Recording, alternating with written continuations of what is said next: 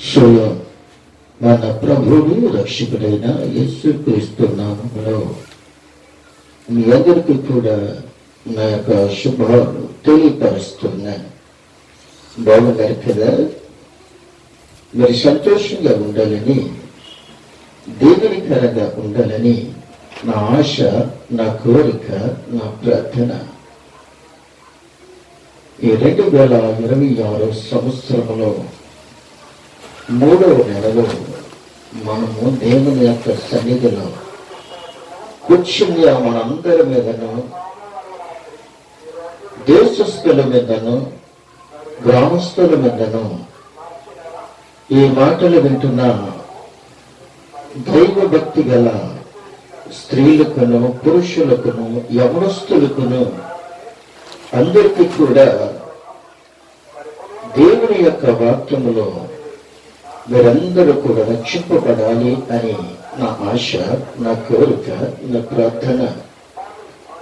అందు నిమిత్తము ఈ రోజుని దేవుని యొక్క లేఖనములో నుండి కొన్ని మాటలు మనము నేర్చుకుని ప్రభుని స్తుతించుకుందాం. ఈరోజు నేర్చుకుంటున్న అంశము, మనము ఈ యొక్క అంశము మీద మనము మాట్లాడుకుందాం. ఏమిటి ఆ యొక్క అంశము అంటే, మానవుని నోటి వలన కలుగు లాభములు. మానవుని నోటి వలన కలుగు లాభములు. ఈ యొక్క అంశము మీద మనము ఈ రోజున మనము ధ్యానించుకోబోతూ ఉన్నాం.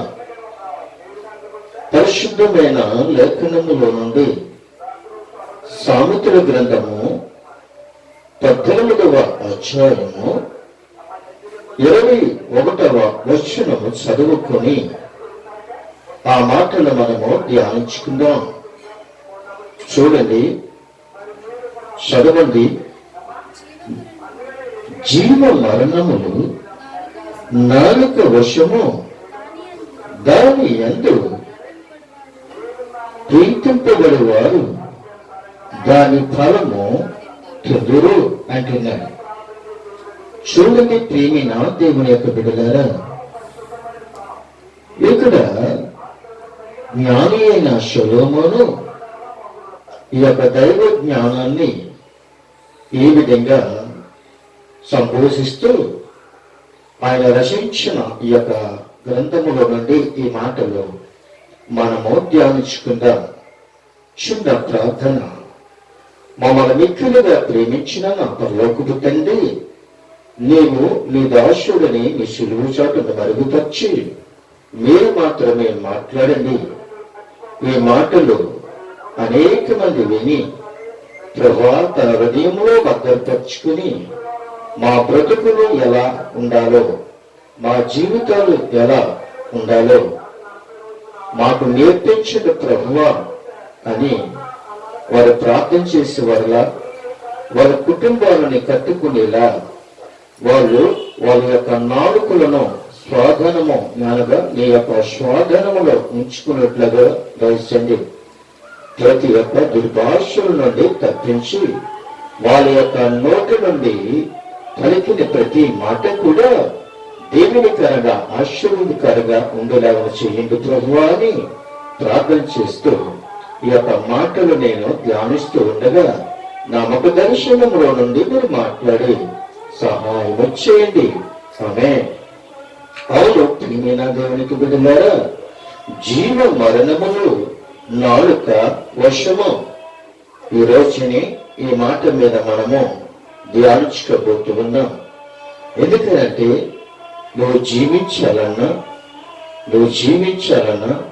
మరణించాలన్నా దేవుని యొక్క మాటలు నీవు ఉన్నావా, లేదంటే లోకములో ఉన్నావా అని నీవు జ్ఞాపకం చేసుకోవాలి. జీవము ఎక్కడున్నది అని అంటే దేవుని యొక్క సన్నిధిలో సైన్యములకు అధిపతైన యెహోవా దేవుడు జీవము కలిగిన దేవుడు. జీవము ఎక్కడ ఉన్నది అంటే దేవుని యొద్ద ఉన్నది. దేవుని యొద్ద ఉన్న జీవము, ఆ జీవము జీవాధిపతి అయిన యేసుక్రీస్తు నీ పాప మరణములన్నీ కూడా తీసివేసి నీకేమిచ్చాడో తెలుసా? జీవాన్ని అనుగ్రహించి ఉన్నాడు. మరణ సాయములో ఉన్న నిన్ను, పాపములో కూరుకుపోతున్న నిన్ను, ఎందుకు పనికిరని యోగిష్టమైపోతున్న నిన్ను ఆయన ఏం చేస్తాడో తెలుసా? ఆయన నీకు జీవాన్ని ఇచ్చాడు. జీవహారమును నేనే అంటున్నాడు. జీవహారాన్ని నేనే అని అంటున్నాడు. ఈ లోక భోజనము తింటున్నప్పుడు నీవు 1 గంట ఆకలి తీర్చుకొచ్చేమో, 2 పూటలు తిన్నప్పుడు ఆకలి తీర్చుకొచ్చేమో అని అనుకుంటున్నావు. కానీ దేవుడు ఇచ్చిన ఆహారము ఎన్నటికీ కూడా ఆకలి ఏదు. ఎందుకు తెలుసా? జీవము ఆయనలో ఉంది. ఎవరైతే స్త్రీలైనా, పురుషులైనా, యవనస్తులైనా, బాలులైనప్పటికీ కూడా యేసుక్రీస్తు యొద్దకు వచ్చి క్రీస్తుని వెంబడించి ప్రభుని స్తుతించినట్లయితే దేవుడు నీకు మంచి ఆరోగ్యాన్ని, ఆయుష్ను ఇస్తాడు. ఎందుకంటే ప్రియమైన దేవునికి విడుదల మీరైనా కావచ్చు, నేనైనా కావచ్చు, ఎవరైనా కావచ్చు, జీవ మరణములో ఆ 4 వశమై ఉన్నది. ఆశీర్వాదమును, శాశ్వత జీవమును దేవుడు మనకి ఇచ్చాడు. ఎందుకో తెలుసా? దైవజనులైనా మీరైనా నేనైనా కూడా మనము ఒకరిని ఆశీర్వదించేవారులా ఉండాలి కానీ శపించేవారులాగా మనము ఉండకూడదు. ఎందుకో తెలుసా? ఈ రోజుని శపించిన నోరు చాలా భయంకరము. నీ నోటిని సబలకారం వచ్చింది అనంటే నీవు జీవములో ఉన్నట్లు కాదు. నీ నోటి నుండి సబలకారము బయలుదేరుతుంది అనంటే దుష్టుడు నీలో నుండి నిన్ను వాడుకుంటున్నాడని అర్థం. ఎందుకో తెలుసా? నీవు ఎప్పుడైతే ఒకరిని దూషించినప్పుడు, ఒకరిని నీవు అసహాయించుకున్నప్పుడు, ఒకరిని నీవు దుర్భాషను మాట్లాడినప్పుడు, ఒకరిని మరణము నువ్వు కోరినప్పుడు దేవుడు నిన్ను ఏర్పరచుకోలేదు. ఎందుకో తెలుసా? నీవు దుష్టుని యొక్క సంబంధివి, నీవు దుష్టుని యొక్క సంబంధుడువు. ఎందుకో తెలుసా? దుష్టుడి శపిస్తాడు, దుష్టుడి నాశనం చేస్తాడు, దుష్టుడి పాపం చేయిస్తాడు. కానీ జీవం ఏం చేస్తుందో తెలుసా? నిన్ను బ్రతికిస్తుంది, నిన్ను నడిపిస్తుంది, నిన్ను పోషిస్తుంది. నీవు చీకటిలో నడిచినప్పటికీ కూడా దేవుడు నీకు వెలుగుగా నిలబెడతాడు. ఎందుకనో తెలుసా?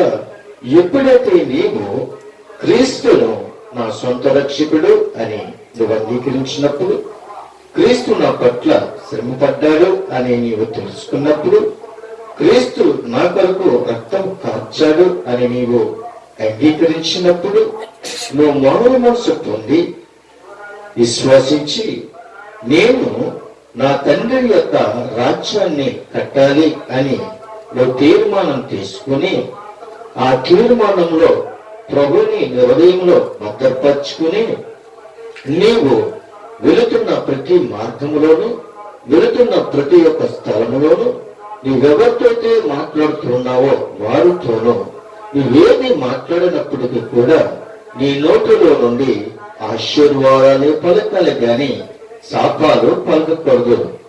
నీవు బాగుండాలి, నువ్వు సంతోషంగా ఉండాలి, నువ్వు ఆనందంగా ఉండాలి, నువ్వు దీవెనికరంగా ఉండాలి. దేవుడు నిన్ను ఆశీర్వదించబోతూ ఉన్నాడు. నిన్నే కాదు నీ బిడ్డలని ఆశీర్వదించబోతూ ఉన్నాడు. నీ బిడ్డలనే కాదు నీ కుటుంబాన్ని ఆశీర్వదించబోతూ ఉన్నాడు. అలాగే నీ పిల్లలను కూడా దేవుడు ఆశీర్వదింపబోతూ ఉన్నాడు అని దైవజనుడైన సంఘస్థుడైనా కూడా ఆశీర్వదకరంగా ఉండాలి గాని శపించే వారిలాగా ఉండకూడదు. ఈ రోజుల్లో చాలా మంది కూడా నిజానికి క్రైస్తవులనే అని చెప్పుకుంటూ వాళ్ళు దుర్భాషను మాట్లాడుతూ ఉన్నారు. మేము నిజంగా క్రైస్తవులమే అని చెప్పుకుంటూ శాపనకారాలు పెడుతూ ఉన్నారు. మేము నిజంగా క్రైస్తవులమే అని చెప్పుకుంటూ మరి జీవాన్ని మానేసి మరణాన్ని కోరుతూ ఉన్నారు. నువ్వు నాశనం అయిపోవాలని, నీ కుటుంబం నాశనం అయిపోవాలని, నువ్వు ఎదగకూడదు అని వారు ఏం చేస్తారు అంటే వారిని చూసినప్పుడల్లా కూడా అసహాయించుకుని వారిని హృదయంలో తిట్టుకుంటూ ఉంటారు. బయటికి తిట్టలేకపోయినప్పటికీ కూడా ఆ వ్యక్తిని చూసినప్పుడు, ఆ వ్యక్తిని కనబడుతున్నప్పుడు, ఆ వ్యక్తి వెళుతున్నప్పుడు ఆ వ్యక్తిని చూసి వారిని హృదయంలో శపించుకుంటూ ఉంటారు. ఒక ఉదాహరణ మీకు నేను చెప్పటానికి ఇష్టపడుతూ ఉన్నాను. ఇద్దరు సహోదరులు ఉన్నారు. ఒక ప్రాంతంలో ఇద్దరు సహోదరులు ఉన్నారు. ఆ ఇద్దరు సహోదరులు చూసినట్లయితే ఒక స్త్రీ భయంకరమైన లోకములో పెరుగుతున్న వ్యక్తి, మరి ఒక వ్యక్తి యేసుక్రీస్తును నమ్ముకున్న వ్యక్తి.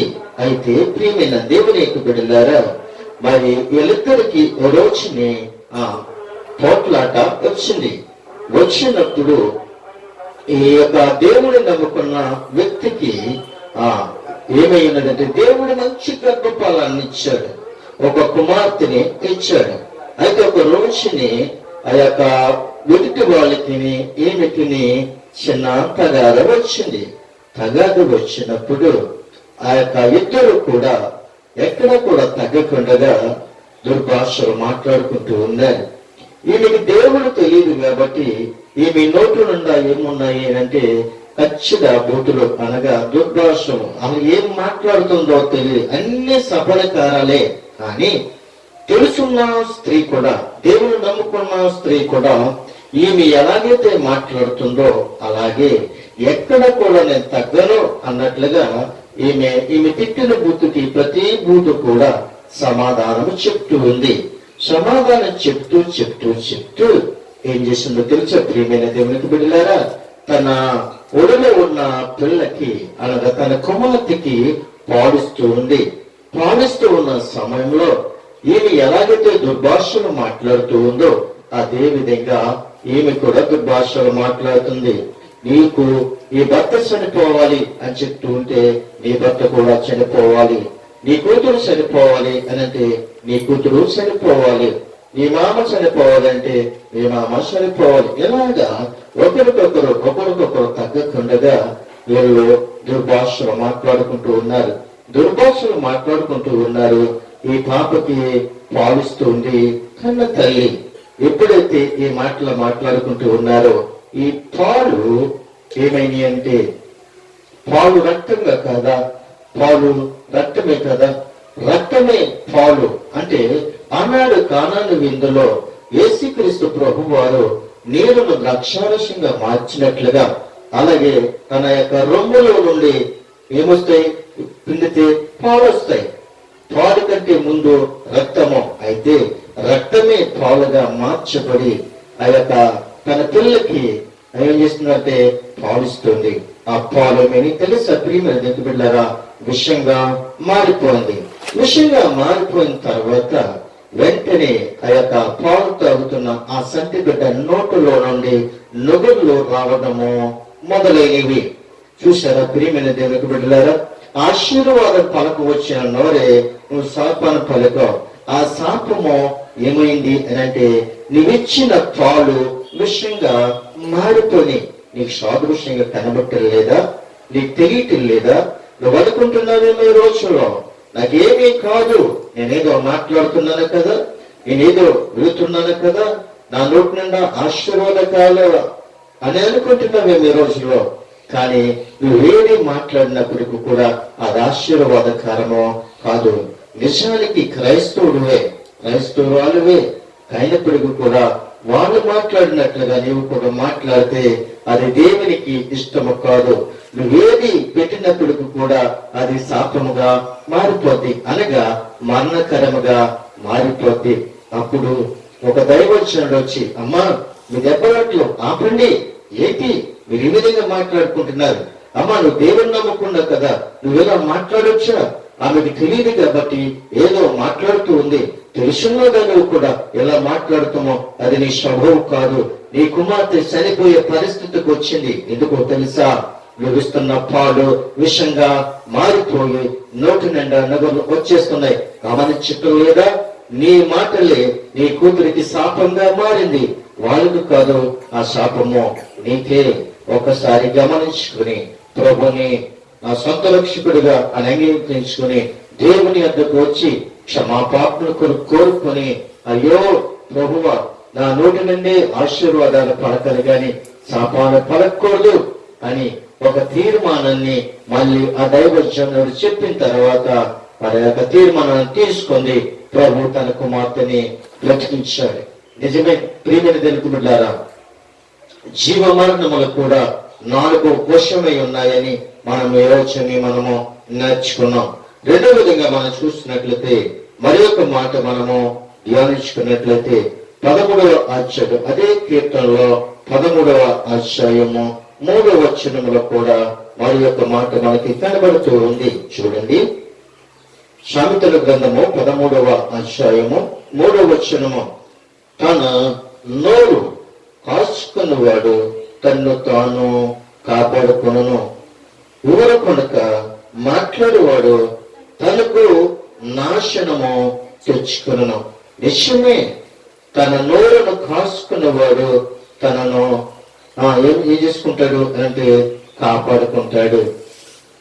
అయితే మాట్లాడేవాడు తనకు నాశనము తెచ్చుకుంటాడు. ఎవరైనా కావచ్చు, అక్కడ వాడని లేదు, ఇక్కడ వీరని లేదు. ఎవరైనా మనము పలికేది, మన నోటిలో వచ్చేది, మన నోరుని కాపాడుకోవాలి. చాలా మంది కూడా సామెత చెప్తూ ఉంటారు, కాలు జారితే తీసుకోవచ్చు కానీ నోరు జారితే మనం తీసుకోలేం. మన నోటిలోంచి వచ్చిన ప్రతి మాట కూడా ఆలోచించి మాట్లాడాలి.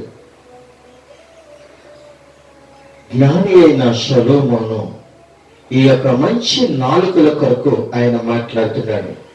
మంచి నాలుకతో నువ్వు మాట్లాడితే, నీ నోటిని నీవు కాసుకుంటే, నీ నోటిని నీవు కాపాడుకుంటే నీవు దక్షుడవు, నీవు మేలుకరంగా ఉంటావు. నీ నోరును కాచుకోకపోయినా, నీ నోరును కాపాడకపోయినా నువ్వేం చేస్తావో తెలుసా? నీ నోరే నిన్ను నాశనము చేస్తుంది. నీ నోరే నిన్ను నాశనం చేస్తుంది. నిన్నే కాదు నీ కుటుంబాన్ని పాడు చేస్తుంది. నీ నోటితో నీ కుటుంబాన్ని కాపాడుకోవచ్చు. నీ నోటితో నీ సంఘముని కాపాడుకోవచ్చు. నీ నోటితో నీ బిడ్డలని ఆశీర్వాదకరంగా చేసుకోవచ్చు. నీ నోటిలో నుండి ప్రార్థనే పలకాలి గాని, ఆశీర్వాదాలే పలకాలి గాని, వాక్యమే పలకాలి గాని, వాక్యములను దేవుని మహిమపరచడమే ఉండాలి గాని, శాపనకారంగా నువ్వు మాట్లాడితే నువ్వు నాశనం అయిపోతావని ప్రభు సెలవిస్తున్నాడు. దేవుడు నువ్వు నాశనం అయిపోవడానికి కోరుకోవట్లేదు, మరి ఒక అవకాశాన్ని ఇచ్చాడు. ఈ రోజు నువ్వు వింటున్న ఈ మాటల్లో ఏదైనా తప్పిదమో నీకుంటే, ఏదైనా పొరపాటు ఉంటే ఆ పొరపాటు నువ్వు సర్దిద్దుకో. దేవుడు నిన్ను క్షమిస్తాడు. నీ నోటిని కాసుకో, నీ బుద్ధిని మార్చుకోమని ప్రభు సెలవిస్తూ ఉన్నాడు. మరొక విషయంలో మనము నేర్చుకుంటున్నాం. అదే సామెతల గ్రంథంలోనికి మనం వెళ్ళినట్లయితే 21వ అధ్యాయములో 23వ వచనములో ఆయన మాట్లాడుతూ ఉన్నాడు.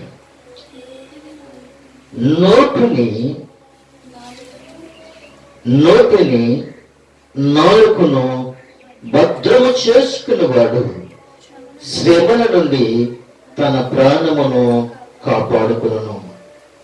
తన నోటినే కాదు, తన నాలుకను భద్రం చేసుకోవాలి. నాలుక సర్పము లాంటిది. నీ నోటిని తాళం వేసుకోవాలి. నీ నోటికి తాళం వేసుకుంటే నీ నోటిలో ఉన్న నాలుక అనే సర్పము భయంకరంగా మాట్లాడుతుంది. నీ నాలుకను, నీ నోటిని భద్రం చేసుకుంటే నువ్వేం చేస్తావో తెలుసా? శ్రమల నుండి నీవే కాపాడుకుంటావు. ఈ నా మాటలు కాదు, నీ నోటిని గాని నీ నాలుకని గాని భద్రం చేసుకుంటే శ్రమ దినము నుండి నీ ప్రాణాన్ని కాపాడుకుంటారు. నీ ప్రాణాన్ని కాపాడుకోవాలి అంటే, శ్రమ దినము నుండి నీవు తప్పింపబడాలి అంటే, నీవు భద్రము చేయబడిన నాలుకని ఎప్పుడైతే విచ్చలవిడిగా విడిచిపెట్టేస్తావో, భద్రము చేయబడిన నీ నోటిని ఎప్పుడైతే విడిచిపెట్టేస్తావో, అప్పుడే నీవు ఏం కోరుకుంటావో తెలుసా? శ్రమలని నీవు కోరుకుంటావు. శ్రమలను తప్పించాలి అంటే నీ నాలుకను కాపాడుకోవాలి. మరణము నుండి నీవు తప్పింపబడాలి అంటే నీ నాలుకని కాపాడుకోవాలి. నీ నోటిలో భద్రపరచబడిన నాలుకని, నోటిని పరిశుద్ధంగా ఉంచుకోవాలి. నీ నోటిని పరిశుద్ధంగా ఉంచుకోవాలి. నీ నాలుకను పరిశుద్ధంగా ఉంచుకోవాలి. నీ నోటిలో వచ్చిన ప్రతి మాట కూడా ఆశీర్వాదకరంగా ఉండాలి. ఎంత గొప్ప దేవుడండి మన దేవుడు! ఎంతో అమూల్యమైన దేవుడు మన దేవుడు. ఈ రోజుని ఆయన మాట్లాడుతూ ఉన్నాడు. నోటిని నాలుకను భద్రం చేసుకున్నవాడు శ్రమల నుండి తన ప్రాణమును కాపాడుకుంటాడు. దేవుడిచ్చిన మన నోటి ద్వారాగా ఆయన స్తుతించాలి. ఆయన స్తుతించినప్పుడు నీకేం జరుగుతుందంటే మేలు జరుగుతుంది. మేలు దొరికినప్పుడు శ్రమల నుండి నీవేం చేస్తావో తెలుసా? తప్పింపబడతావు. దేవుని యొక్క ఉగ్రత నుండి నువ్వు తప్పింపబడాలి అనంటే, దేవుని యొక్క నీవు నిజంగా ఆ యొక్క దేవుని యొక్క ఉగ్రత నుండి నువ్వు తప్పింపబడాలి అంటే నీ నాలుకని, నీ నోటిని భద్రం చేసుకోవాలి. ఇంకొక విషయాన్ని మనం జ్ఞాపకం చేసుకున్నట్లయితే, అది కీర్తన గ్రంథము 18వ అధ్యాయము 7వ వచనములో మరి ఒక మాట మాట్లాడుతూ ఉన్నాడు. చూడండి ప్రియమైన దేవునికి బిడ్డలారా, సామెతల గ్రంథము 18వ అధ్యాయము 7వ వచనము చూడండి. బుద్ధిహీని నోరు వానికి నాశనము తెచ్చను, వాని పెదవులు వాని ప్రాణమునకి ఉరి తెచ్చును అంటున్నాడు. భక్తిహీన నోరు వారికి నాశనము తెచ్చును. నిజమే. నీలో భక్తి లేకపోతే, నీలో క్రీస్తు లేకపోతే, నీలో రక్షణ లేకపోతే నువ్వేం తెచ్చుకుంటావో తెలుసా? నాశనము తెచ్చుకుంటావు. నాశనముకు పాత్రుడు ఎవడు అనంటే దుష్టుడు. నేను నాశనము చేయటానికి నీ నోటిని వాడుకుంటున్నాడు. నేను నాశనము చేయటానికి నీ నోరుని వాడుకుంటున్నాడు. నిన్ను నాశనము చేయటానికి నీ శరీరాన్ని వాడుకుంటున్నాడు. నిన్ను నాశనము చేయడానికి నీ ప్రాణాన్ని ప్రాణంగా పెడుతూ ఉన్నాడు. ఉరి ఎద్దకు తీసుకుని వెళ్ళిపోతూ ఉన్నాడు. ఉరి పోసుకునేలాగా వాడు తీసుకుని వెళ్ళిపోతున్నాడు. దేవుడును బ్రతుకు అని చెప్తూ ఉంటే నీవు దేవుని ఎద్దకు రాకుండా ఉరి ఎద్దకు తిరిగి వెళ్తున్నావు. నువ్వు ఉరి ఎద్దకు కాదు కానీ గురి ఎద్దకు పరిగెట్టాలి. గురు ఎద్దుకు కాదు కానీ గురువు ఎద్దుకు పరిగెట్టాలి. గురువు ఎద్దుకు పరిగెట్టిన వాడు పందెములో గెలుస్తాడు, పందెములో గెలుస్తాడు, వాక్యంలో గెలుస్తాడు, పాఠంలో గెలుస్తాడు, కుటుంబంలో గెలుస్తాడు, యజమానులుగా నువ్వు గెలుస్తావు, సేవకుడుగా గెలుస్తావు. ఎప్పుడు తెలుసా? గురు ఎద్దకు పరిగెత్తినప్పుడు, గురు ఎద్దకు పరిగెత్తినప్పుడు, పందెములో పరిగెత్తినప్పుడు, ఓపికతో పరిగెత్తినప్పుడు, శిలువను చూసి పరిగెత్తినప్పుడు నీవు విజయము పొందుకుంటావు. ప్రియమైన దేవుని యొక్క బిడ్డలారా, కీర్తనకారుడు అంటున్నాడు కదా, చూడండి, కీర్తనకారుడు అంటున్నాడు 64వ కీర్తనలో ఆయన ఒక మాట అంటున్నాడు.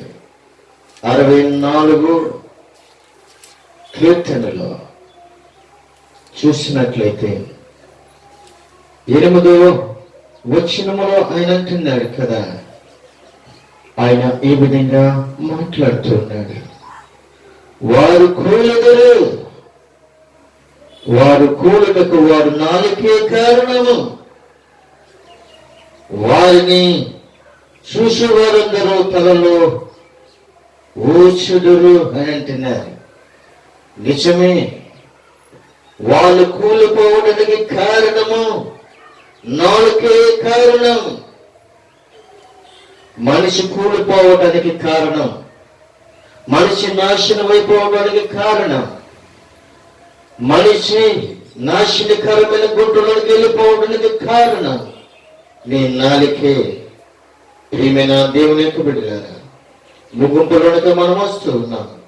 నీ నాలుకని భద్రము చేసుకోను. అదే విషయంలో మనకి చూసినట్లయితే అదే కీర్తన 39వ కీర్తనలో మొదటి వచనములో చూసినట్లయితే ఆయన అంటున్నాడు కదా, ప్రధాన యాజకుడైన మెదుటూతునకు దావీదు కీర్తనలో 39వ అధ్యాయములో మొదటి వచనములు అంటున్నాడు కదా, నా నాలుకతో పాపము చేయకుండానట్లు నా మార్గములను జాగ్రత్తగా చూసుకుందును. భక్తి హీనులు నా ఎదుట ఉన్నప్పుడు నా నోటికి చిక్కము ఉంచుకుందును నేను అనుకుంటుని అని అంటున్నాడు. దావీదు అంటున్నాడు కదా, నేను పాపం చేయకుండా, నేను పాపం చేయకుండా నా నాలుకను నేను జాగ్రత్తగా కాసుకుంటాను ప్రభువా. భక్తి హీనుల ఎదుటకుండా నేను మాట్లాడినప్పుడు, నేను మాట్లాడకుండా నా నోటికి చిక్కం ఉంచుకుంటాను ప్రభువా. నేను ఎక్కడ మాట్లాడాలో, నేను ఎక్కడ మాట్లాడకూడదు నాకు నేర్పించు ప్రభువా. నా నాలుక నుంచి వచ్చిన ప్రతి మాట కూడా ఆశీర్వాదకరంగానే ఉండాలి కానీ, దేవునికరంగానే ఉండాలి కానీ శాపంకరంగా నేను మాట్లాడకూడదు ప్రభువా. అందుకే నా నోటికి సిక్కం వేసుకుంటున్నాను. అందుకే నా నాలుగు పాపం చేయకుండా ముందుగా నా నోటికి చిక్కము ఉంచుకుంటున్నాను. చూడండి, ఒక యజమానుడు కాడి కట్టినప్పుడు ముక్కుకి నోటికి చిక్కం వేస్తాడు. ఎందుకో తెలుసా? ఆ యొక్క యజమానుడు వేసిన ఆ యొక్క సిక్క వేయకపోతే ఎక్కడ లాక్కుని వెళ్ళిపోతాయో, బయట వెళుతూ ఆ యొక్క కింద పడిపోయిన ఆ యొక్క ఆహారాన్ని పీక్కుంటుంటాయేమో, కానీ నిజమైన శాస్త్రమైన గడ్డి నా యొక్క దూడలు తినాలి, నా ఎద్దులు తినాలి అని తన యజమానుడు శాస్త్రమైన గడ్డి పెట్టేంత వరకు కూడా ఆ నోటికి సిక్కము తీరు ప్రేమన దేవుని బిడ్డలారా. నీవైనా నేనైనా మాట్లాడుతూ ఉన్నప్పుడు చిక్కం పెట్టుకోవాలి. చిక్కము కాపుదల. చిక్కము నీ ప్రాణాన్ని కాపాడుతూ ఉంది. చిక్కము మరణానికి పోకుండా నిన్ను కాసుకుంటూ ఉంది. ఏ సిక్కము అంటే క్రీస్తు అనే సిక్కము నీలో ఉంచాలి. క్రీస్తు అనే ముక్కుకి సిక్కమును వేసుకుంటే క్రీస్తు నీకు అప్పగించిన బాధ్యతను నేను నెరవేరుస్తాను. దుష్టుడు వచ్చి నేను మాట్లాడొచ్చినప్పుడు ఆ యొక్క చిక్కముని నేను మాట్లాడనివ్వదు కనుక క్రీస్తు అనే చిక్కము నీ నోటికి నీ మూతికి ఉండాలి. అప్పుడే నువ్వు రక్షింపబడతావని, నువ్వు దీవెనికరంగా ఆశీర్వాదకరంగా ఉండాలి అని నీ నోటిని కాపుదలగా ఉంచుకుంటే నువ్వు రక్షింపబడతావు. అందుకే అంటున్నాడు కదా, ఆయన అంటున్నాడు, మానవ నోటి ఉన్న కలుగు లాభములు ఇన్ని ఉన్నాయి. ప్రియమైన దేవునికి బిడ్డలారా, నువ్వు మాట్లాడుతున్నప్పుడు లాభకరంగా ఉండాలి, ఆశీర్వాదకరంగా ఉండాలి, దీవెనికరంగా ఉండాలి అని మీరు మాట్లాడేటప్పుడు అందరి కొరకు ఆశీర్వదించే నాయకుడుగా, నాయకురాలుగా, శావకుడుగా, శావకురాలుగా, సంఘస్థులుగా ఉండాలి అని దేవుని ఆశ. ఆయన యొక్క ఆశను నెరవేరిస్తే నువ్వు ధన్యుడివే, నువ్వు ధన్యరాలువే అని ప్రభు శ్రమిస్తున్నాడు. ఈ మాటలు నీ హృదయంలో భద్రపరచుకుని, నీ మనసులో భద్రపరచుకుని ప్రతిరోజు దేవుని యొద్ద నుండి వచ్చిన ఆ యొక్క వాక్యము దేవుడు ఉన్నాడు కాబట్టి ధ్యానించినప్పుడు నువ్వు ధన్యుడువు. నీవే కాదు, నీ కుటుంబంతో సహా ధన్యులని ప్రభు సెలవిస్తున్నాడు. ప్రతిరోజు దేవుని యొక్క సన్నిధిలో కనబడి దేవుని ఆరాధించే కుమారుడిగా, కుమార్తెగా ఉండాలి అని కోరుకుంటున్నాను. నా మాటలు నేను ముగిస్తూ ఉన్నాను. కొద్ది మాటలు దేవుడు దీవించి ఆశీర్వదించును గాక. ఆమేన్.